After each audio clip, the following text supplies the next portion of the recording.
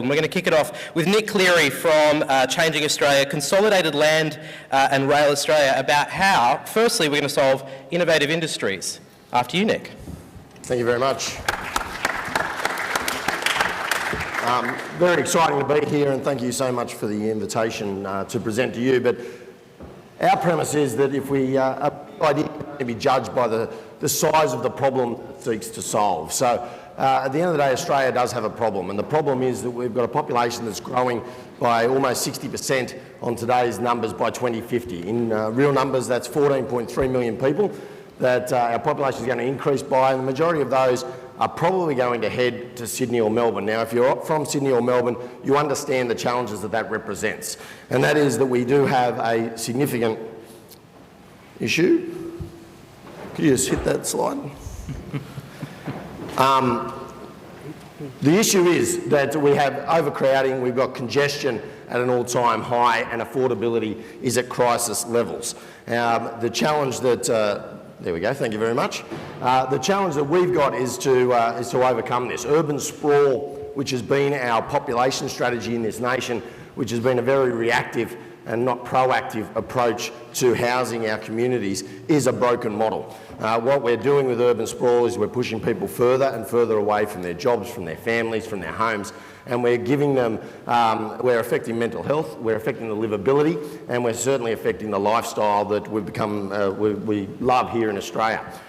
We need to work on what is a solution, and we don't sit here and say that CLARA is the solution, because our total plan is about building 8 new, smart, sustainable, inland greenfield cities in between Sydney and Melbourne, and connecting these cities by world-class high-speed rail.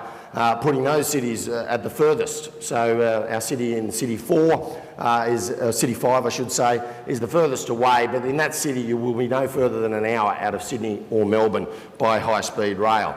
Sydney to Melbourne will be about an hour and 55 minutes, Sydney to Canberra only 50 minutes. Now this is what changes the true conversation about where people may choose to live on our continent. We've got this amazing inland, and we've pitched ourselves on 2 great big cities looking out to sea, waiting for someone to come and pick us up. And what we need to do is actually look at the opportunity that exists, the potential that exists in our regional areas, in our inland, and promote that. These cities are going to be home to 3.2 million people collectively, or cities of around about 400,000 people each.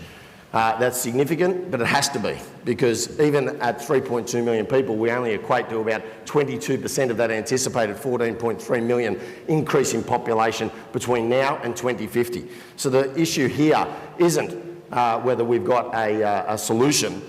We are only part of the solution over term. And I've just got the wave that I'm 2.5 minutes already, so I'll just quickly go through. Our cities are going to be smart. We're going to have renewable energy, recycled water, an opportunity for you to be very close. They're going to be dense cities, which allows everyone to be in pedestrian or cycleway access to the heart of those communities. It's all about building connected communities. The smart's not about technology. It's about building a city that is agile and flexible enough to adapt to new and disruptive technologies as they come online.